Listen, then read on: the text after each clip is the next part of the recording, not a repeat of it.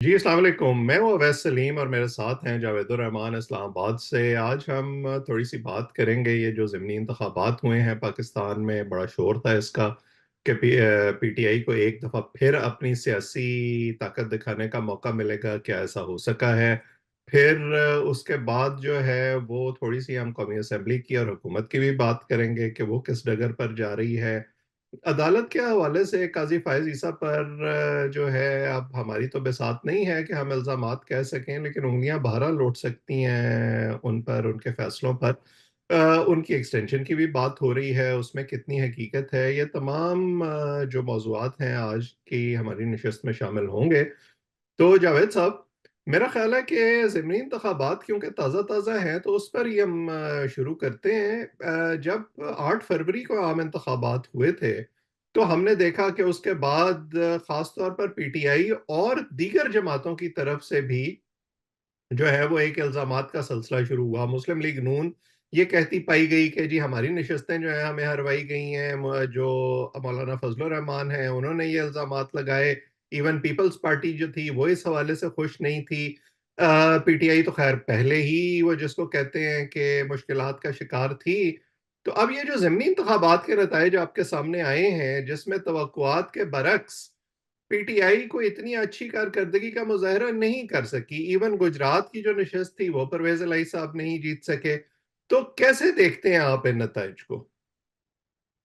बहुत शुक्रिया अवैस सलीम साहब। ये मेरा ये ख़्याल है कि ये जो 21 अप्रैल के जो इंतख़ाबात हुए हैं, ये 9 फरवरी को जो 8 फरवरी के जो इंतख़ाबात थे, ये उसके वैसे आफ्टर शॉक्स 9 कह फरवरी सकते भी हैं। ठीक ही है, क्योंकि 9 फरवरी पार्ट 2 था उन इंतखाबात का। जी, बिल्कुल।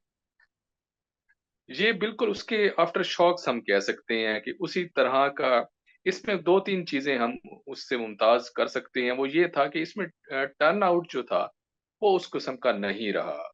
लोग उस तरह से निकलते हुए ख़ास नज़र नहीं आए। हम्म। धांधली का जो बात है, वो इस इंतखाबात की उससे ज़्यादा नज़र आएगी। अब आप इन इन देखिएगा। दोनों को मेरा ख्याल है हम अलग-अलग करके इस पर बात करें। पहली बात तो ये है टर्न आउट। टर्न आउट हमने देखा है कि ज़िमनी इंतखाबात में अमूमन कम ही होता है। मेरा ये ख्याल था कि जो 8 फरवरी के इंतखाबात हैं, उसमें लोगों में एक कॉन्फिडेंस आया है कि हम वोट से तब्दीली ला सकते हैं। क्या आपको लगता है कि उसके बाद के ये जो 2 ढाई महीने गुज़रे हैं, इसमें उस जोश-ओ-खरोश में कुछ कमी हुई है? क्योंकि लोगों ने, ख़ास तौर पर पीटीआई के हामियों ने, ये देखा कि उनका नतीजा तो कोई उनके हस्बे मंशा निकला नहीं। इमरान खान साहब जेल से बाहर आए नहीं, उनकी मर्ज़ी की हुकूमत वफ़ाक में और पंजाब में बनी नहीं। तो क्या उसकी वजह से वो कुछ मायूस हुए हैं आपके ख़्याल में?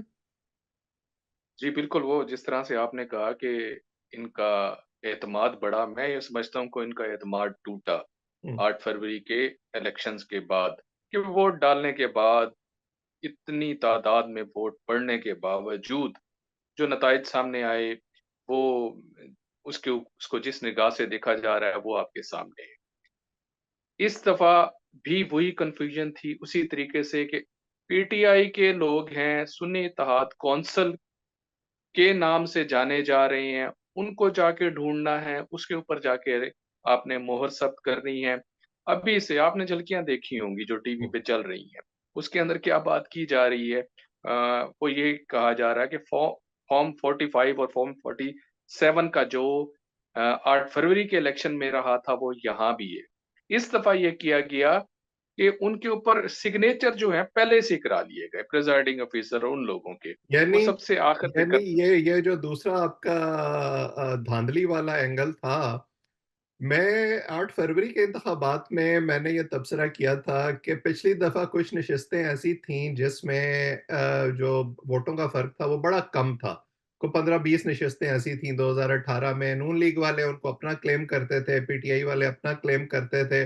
तो इस दफ़ा जो 2024 के 8 फरवरी के इंतखाबात थे, उसमें यार लोगों ने सोचा कि इकट्ठा ही कोई 50-60 हज़ार लाख का फ़र्क डाला जाए, ताकि ये झगड़ा ही खत्म हो जाए।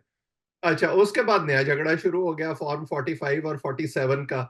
तो इस दफ़ा आप ये कह रहे हैं कि जो है वो झगड़ा फॉर्म 45 में ही ख़त्म करने की कोशिश की गई है, कि वो जो अंग्रेज़ी में कहते हैं कि nip the evil in the bud? इस दफ़ा ये आपने तो अंग्रेज़ी की एक अच्छी इस्तिलाह इस्तेमाल की और मैं इसको ये कहूँगा मक्खी पे मक्खी मारने वाली बात हुँ, की गई। उन्होंने कहा कि ये ज़्यादा तबसरा जो होता है ये फ़ॉर्म 45 का होता है, उसके ऊपर पहले ही सिग्नेचर इनके करवा लिए जाएँ। हुँ। नताइज आने के बाद जब नताइज लिखे जा चुके होते हैं, जो इसके ऊपर बात हो रहे हैं, अभी इल्ज़ामात हैं, वो कोई सबूत उसके अभी ये साबित नहीं हो सका जो अभी तक जो बात चल रही है हमें वैसे और ये जावेद साहब किसी चलेगी। दिन ना इस पे भी बात करनी चाहिए कि हम 2018 में हम बड़ा इंतखाबात पे वो सुनते थे कि जी बड़े इल्ज़ामात हैं, लेकिन उसके बाद कितने मुकदमे एक्चुअली इलेक्शन ट्राइब्यूनल्स तक गए। इससे पहले 2013 में भी ऐसे ही था। अब हमें 2024 के इंतखाबात के बाद भी शोर पड़ा है, लेकिन कितनी जमातों के कितने उम्मीदवार एक्चुअली अपना मुकदमा लेके अदालत में गए हैं, ये देखना बड़ा दिलचस्प होगा। वैसा जहाँ तक मुझे याद पड़ता है कि ये इतना गंभीर किस्म का मामला है, ये एक दफ़ा एक रिज़ल्ट निकल आए, उसके बाद कोई उम्मीदवार जीत जाए, उसको चैलेंज करना, ये मैंने एक तारीख में इस दफ़ा जहांगीर तरीन साहब को देखा था। हुँ। उन्होंने जाके हलका खुलवाया था, वो एक उसके अंदर कोई एक ये नहीं है कि आपने सिर्फ़ जाके हलका खुलवाना होता है, सारी वोटिंग दोबारा से करानी होती है, कहाँ-कहाँ से आपने जाके उसकी इजाज़तें लेनी होती हैं, ये एक आम बंदा नहीं कर खर्चा सकता। भी काफ़ी है उसमें, कोई मेरा ख़्याल है 10 के 15 रुपए फ़ी वोट है जो आपको देने होते हैं रिकाउंटिंग के लिए। जी, बिल्कुल। इन्हीं चीज़ों को देखते हुए वो जहांगीर तरीन साहब ही कर सकते थे या इस किस्म के जो और लोग हैं वो कर सकते हैं। हुँ। और उसके अंदर खुआरी बहुत ज़्यादा है, इतना लंबा अरसा गुज़र जाता है कि वो बंदा कहता है कि यार इससे अच्छा है कि बस वो हारे कासिम हुए हैं, सूरी वो इतना साहब ही पूरे काफ़ी है। साढ़े 3 साल गुज़ार गए और उनके उसका मुकदमे का फ़ैसला नहीं हुआ। जी। अब ये मामलात मैं ये समझता हूँ कि ये रिज़ल्ट भी आ जाएँगे। नून लीग की भारी अक्सरियत एक और ज़्यादा उन्होंने असेंबली के अंदर और हो जाएगी। हुँ। उसकी वजह से जो आपकी असेंबली है या ये जो दूसरी जगह हैं असेंबली और असेंबली से बाहर, आप देखिएगा कि हंगामों की सूरत-ए-हाल ये बढ़ती जानी है। ये ना थमने वाला एक सिलसिला शुरू हो चुका है। हुँ। ये तमाशा कब खत्म होगा नहीं समझ आ रहा, किस ढब खत्म होगा ये भी समझ नहीं आ रहा। हुँ। और ये तमाशा क्यों बुना चलें जा रहा है, ये किस हम कौमी असेंबली में बात कर ही लेते हैं ना इसी हवाले से, ये एक अच्छा मेरा ख़्याल है सेगवे है उस तरफ जाने का। पिछली दफ़ा जब हमने गुफ्तगू की थी, तो उस वक़्त ये जॉइंट सेशन बुलाया जा चुका था, लेकिन ज़रदारी साहब का खिताब नहीं हुआ था। आपने इस ख़दशे का इज़हार किया था कि इसमें हंगामा आराई होगी और हमने देखा कि अच्छी भली जो है वो अपनी फ्रस्ट्रेशन का और एजिटेशन का मुज़ाहरा किया अपोज़िशन जमातों ने, पीटीआई ने ख़ास तौर पर। तो अब क्या लगता है आपको कि ये टोन सेट हो गई है, अब ये ऐसे ही रहेगा, कोई किसी को काम नहीं करने देगा, कोई किसी की तकरीर नहीं सुनेगा? अच्छा इसमें 2 चीज़ें हैं जिसके ऊपर हम बात कर सकते हैं। हुँ। एक तो ये है कि पीटीआई ने अभी ये सोचना है कि उन्होंने एग्रेसिव टोन रखनी है या नहीं। हुँ। अच्छा पीटीआई की जब हम बात करें, तो ये ज़हन में रखें कि पीटीआई अंदरूनी जो उनके मामलात हैं, वो बहुत ज़्यादा बिगड़ चुके हैं। हुँ। खान साहब की बातें बाहर जो आ रही हैं, खान साहब को ट्रस्ट डेफ़िसिट हो गया कि यार मेरी बात सही तरह बाहर जा भी रही है या नहीं जा रही। जो एक बात सामने आई है जिसका आगे जाके हम ज़िक्र करेंगे वो उन्होंने जो ख़त लिखा है चीफ जस्टिस साहब को। काज़ी साहब को बिल्कुल। बाकी जी, एक बाकी जो बातें हैं, वो कहते हैं कि उस तरह से हो नहीं पा रही। हुँ। जो उनके पुराने मेंबर्स थे, उनसे जब हम बात करते हैं, वो अभी भी खुल के बात नहीं कर सकते। वो कहते हैं कि इस तरह जो अभी हमारी साख बची हुई है, जो यूनिटी बची हुई है, वो ही कहीं बिल्कुल ही ना बैठ जाए। हुँ। अब दूसरी जो आपने बात की कि किस तरह से ये एग्रेसिव टोन वाला इन्होंने अभी भी फैसला करना है कि हम कर सकेंगे या नहीं कर सकेंगे। हुँ, यानी ये दूस ये तो ख़ैर उनके सोशल मीडिया से भी, उनके लीडरों के बयानात से भी जो असेंबली के बाहर देते हैं, उससे भी ये अंदाज़ा होता है कि वो अभी फँसे हुए हैं इस दौरान में कि गुड कॉप किसने बनना है और बैड कॉप किसने बनना है। जी बिल्कुल।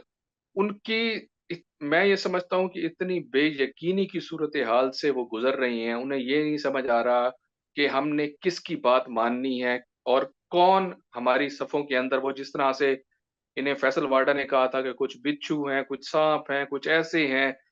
अब ये उनको तलाश करते फिर रहे हैं, हर किसी को शक की निगाह से देख रहे हैं। कोई लीडर इनका गौहर साहब जो हैं, उनको सही तरह से वो मानते नहीं हैं। असद कैसर साहब को वो देखते हैं, कहीं ये कहाँ किस फ्रीक्वेंसी से बोल रहे हैं, उन्हें सही समझ आ रही होती। मुरवत साहब को हटा दिया गया, उनको यही वो पहले बहुत ज़्यादा सामने आ रहे थे पीटीआई का के नाम के ऊपर। हम्म, अब वो उनके फोकल पर्सन नहीं रहे। ये सारी चीज़ें जब तक खान साहब अंदर रहेंगे या उनकी बात बाहर नहीं आएगी, ये सिलसिला इसी तरीके से रहेगा। हम्म, अब आपने बात की कि असेंबली की।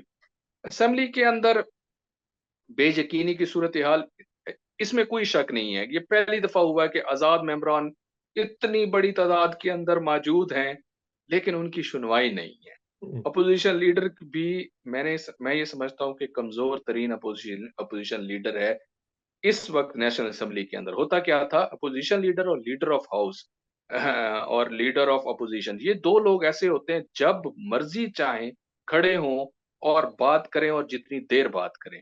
लेकिन अब क्या देखते हैं कि उमर अयूब साहब कोशिश कर रहे होते हैं फ्लोर लेने की, उन्हें नहीं मिल पा रही होती। हम्म। अच्छा, आपने हंगामा हराई की बात की। वो चाहे मुझे वो अवैध चाहे साहब फ्लोर हो या स्पेस हो, वो नहीं मिल रही पीटीआई को आजकल। अ, जी, बिल्कुल नहीं मिल रही। देखें कोई ऐसा अब तक 4 इजलास हो चुके हैं, ये 5 इजलास, ये आज का इजलास भी मिला के, कोई ऐसा इजलास नहीं है जिसमें हंगामा आरई की सूरत-ए-हाल ना हो। जॉइंट सेशन में जो हुआ, हमने आपस में ये पहले हमने ये डिस्कस कर चुके थे, ऐसा होना है और वैसा हुआ। बहुत ज़्यादा उन्होंने तनकीद करनी थी, इमरान खान साहब की रिहाई की बात करनी थी, ये सब कुछ होना था। हंगामा आराई अब की नहीं, 85 और कब की चली आ रही है असेंबलियों के अंदर, ये रिवायत पुरानी है कि उन्होंने अपोज़िशन ने, वो खुद ही कहते हैं इनके जो मुखालफिन हैं, कि जमहूरियत का हुस्न है। अच्छा, ये हमारे उनके यहाँ जिस अल्फाज किस्म थे। की हंगामा आराई के बारे में ना ये तौजीहात पेश की जाती हैं, जैसे आपने कहा कि जमहूरियत का हुस्न है, पूरी दुनिया में ये होता है, जापान की मिसालें दी जाती हैं कि वहाँ कुर्सियां चल जाती हैं। तो मैं ये कहता हूँ कि भाई आपने बुरी मिसालें ये जरूर इस्तेमाल करनी है जस्टिफाई करने के लिए, आप अच्छी मिसालें क्यों नहीं इस्तेमाल कर सकते? और आप उसको अगर कुछ गलत होता रहा है तो उसको बेहतर कर क्यों नहीं सकते? अच्छा, ये भी एक और ट्विस्ट है इसके अंदर। अगर जापान की मिसाल देते हैं तो जापान के फिर इश्यूज़ भी बताएँ ना, वो किस इश्यूज़ के ऊपर कुर्सियाँ चल रही होती हैं। वो इस इश्यू पे नहीं कुर्सी चल रही होती कि उसने भोंपू बजा दिया, उसने व्हिसल बजा दी, उसने मुझे इस तरह से कह दिया। ये मामलात नहीं चल रहे होते, वो तरक्की के से रिलेटेड इश्यूज़ के ऊपर बात हो रही होती है। ये मैं ऐसे बात नहीं कर रहा। मैंने थोड़ी-सी स्टडी की, मैंने कहा वैसे कि ये हमारी आखिर इकोनॉमी भी अगर ये उस जगह पे पहुंचा दें जहां जापान की इकोनॉमी है, तो फिर कुर्सियां मारते रहे एक दूसरे को, मेरा ख्याल है अवाम को कोई एतराज नहीं होगा। वो हमारे एक सीनियर पार्लिमानी कॉरेस्पॉन्डेंट राजा असगर साहब डॉन में कवरेज करते थे, हमारे बुजुर्ग दोस्त थे। वो कहते थे कि यहाँ जो कौमी असेंबली है, इसकी नशिस्तें उन्होंने फिक्स कर दी गई हैं। अब वो कुर्सी उठा के मारी नहीं जा सकती। और बाकी जापान वगैरह या जो बाकी जो देखते होंगे वहाँ किस तरीके से ये मामला हो रहा होता है। हम बात कर रहे थे कि ये जमहूरियत के हुस्न की बात करते हैं। देखिए जमहूरियत की और के एक तरफ मुखालफत होगी, लोग देखेंगे, वो लोग यही कहेंगे कि अपोज़िशन को ये बात पसंद नहीं आई, उन्होंने ये किया। अब स्पीकर साहब ने क्या किया कि 2 बंदों को, जमशेद दस्ती और एक दूसरे हैं, उनकी एक सेशन के लिए उनको सस्पेंड कर दिया गया, उनकी एंट्री पे बैन कर दिया गया। अब क्या ये मिसाल जो उन्होंने कायम की है, पुरानी तमाम उसको उन्होंने भुला दिया, नज़रअंदाज कर दिया। इसके अंदर 2 बातें, वो ये कहते हैं कि अब तक अगर ऐसा एक्शन नहीं लिया गया गया था, एक बुरी चीज़ थी, पार्लिमान के तकद्दुस का ख़्याल नहीं रखा जा रहा था, अगर मैंने ले लिया है, तो बात ये है कि क्या आइंदा भी ऐसा किया जाएगा? आइंदा भी यही मिसालें कायम रहेंगी? जब ज़रूरी नहीं है कि पाकिस्तान मुस्लिम लीग नून या पीपल्स पार्टी हमेशा से साथ रहेगी, हमेशा से इनकी हुकूमत रहेगी। आने वाले दिनों के अंदर बहुत सारी प्रेडिक्शंस हो रही हैं कि ये बजट गुज़रने दें, उसके बाद देखें क्या होना है। बहुत सारे अंदर जो मामलात जो चल रहे हैं, उसके मुताबिक ये कहा जा रहा है कि शायद हुकूमत के लिए इतनी आसानी नहीं रहेगी। आपने मौलाना फजल रहमान साहब की टोन देखी होगी। आपको समझ आ रही है अवैध साहब कि मौलाना फजल रहमान हुकूमत में है या अपोजिशन में है, अभी तक नहीं फैसला देखिए किया वो जा रहा। क्रिकेट की इस्तेलाह में जो है ना, वो एक प्लेयर होता है जो रेलू कट्टा होता है जिसका फैसला नहीं होता कि वो दोनों टीमों में से किसकी तरफ है।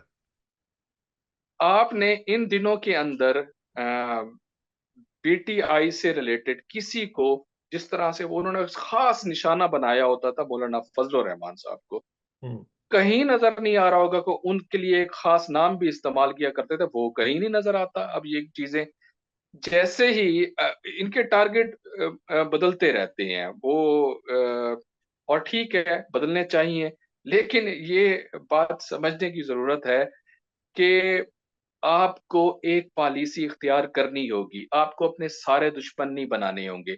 कहीं जाके आपको अपने साथ चौमुखी लड़ाइयों से कभी फायदा नहीं होता। हम्म। इस तरह से हो ही नहीं सकता कि आप सारी दुनिया को अपना दुश्मन बना लें और कहें कि ये होता है लीडर। ऐसा लीडर नहीं, ऐसा लीडर की मिसालें कहीं इस तरह से नहीं होती। कम से कम सियासी मैदानों के अंदर कहीं मुफाहमत होती है, कहीं वो आप ये बात इस पे अक्सर इस किया पे कर। वैसे मैं सोच रहा हूँ कि कल की जो नशिस्त है ना, उसमें हम बात करें जरा तफसील से कि इमरान खान साहब की सियासत और उनकी पार्टी का मुस्तकबिल क्या है, और किन वजूहात से है वो आज जहाँ खड़े हैं, उसमें उनकी अपनी गलतियां कहाँ है। ठीक है, एक एस्टेब्लिशमेंट का रोल तो है ही है। बहरहाल थोड़ा सा आगे चलते हैं, और ये जो आपने बीच में कहा कि उनको स्पेस नहीं मिल रही पीटीआई को, इलेक्शन के नताइज में भी हमें नजर आया जहां से हमने बात शुरू की आज। तो ये जो हम डील की बातें सुन रहे थे कि जी खान साहब फौरन बाहर आने वाले हैं, बातचीत हो रही है, डील हो रही है, अगर वाकई ये सारा कुछ हो रहा होता तो फिर खान साहब को ये जो खत उन्होंने लिखा है काजी फायज ईसा साहब को, हमारे चीफ जस्टिस को, ये लिखने की जरूरत तो पेश ना आती।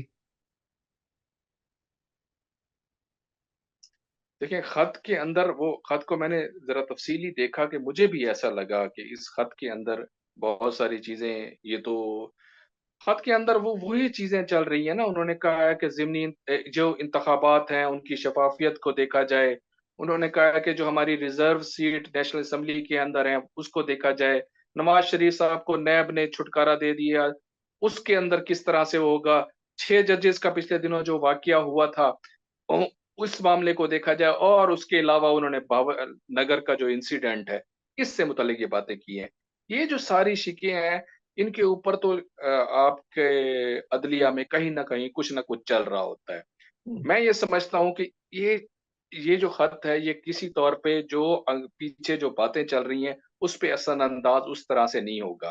खान साहब को या किसी ना किसी सूरत में थोड़ा-सा रिलीफ कहीं न कहीं मिलना ज़रूर वाला है। वो खान साहब की मोहब्बत में नहीं मिलने वाला, ये एक अलहदा डिस्कोर्स है। वो किसकी मोहब्बत या किसको सबक सिखाने के लिए मिलने वाला है, ये बजट गुज़रने दें, उसके बाद आप देखिएगा कि खान साहब तो इस खुशी से शायद आ जाएँगे, बनीगाला आ जाएँगे या कहीं और आ जाएँगे।